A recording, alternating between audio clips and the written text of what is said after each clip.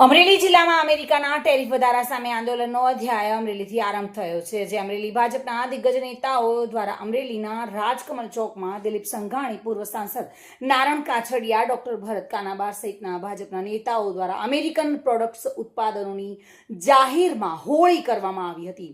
America Bharat દેશને ઝુકાવવા માંગતું હોવાના મનસૂબા સામે અમરેલીએ અમેરિકન ઉત્પાદનોનો બહિષ્કાર કર્યો હતો. પ્રથમ ગુજરાતના મુખ્યમંત્રી ડોક્ટર રાજ મહેતાના સ્ટેચ્યુને ફૂલહાર કર્યા બાદ અમેરિકન ચીજ વસ્તુઓની જાહેરમાં હોળી કરી સળગાવી નાખીને ભારત દેશ આત્મનિર્ભર ભારત હોવાનું કહીને અમેરિકાના ટેરિફ વધારાનો વિરોધ કરીને અમેરિકાને અમરેલીથી બાયકોટ અમેરિકન પ્રોડક્ટ સામે વિરોધ સાથે સૂત્રોચ્ચાર કરીને પ્રધાનમંત્રી મોદીના આત્મનિર્ભર ભારતના વિજયને વધુ ભાર આપવાની અપીલ ભાજપના નેતા દિલીપ સંઘાણી અને ડોક્ટર ભરત કાનાબારે કરી હતી.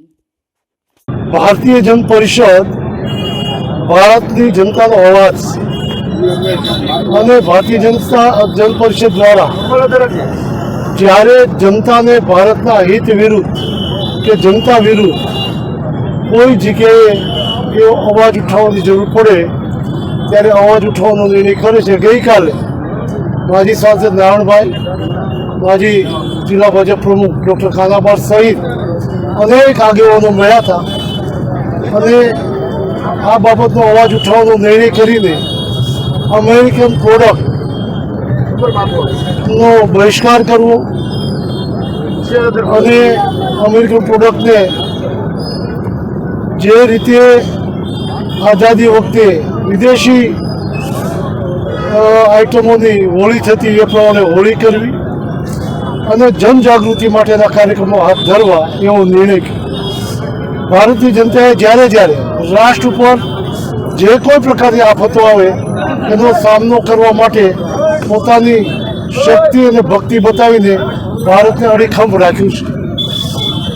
જ્યારે લાલ બહાદુર શાસ્ત્રીજી પ્રધાનમંત્રી હતા, અમેરિકા અનાજ આપવાનું પણ ખિચખિચાટ કરતી હતી.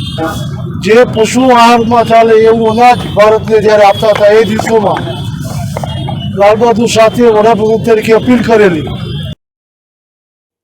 સમીર ખોખર સાથે bureau report, today Gujarati news.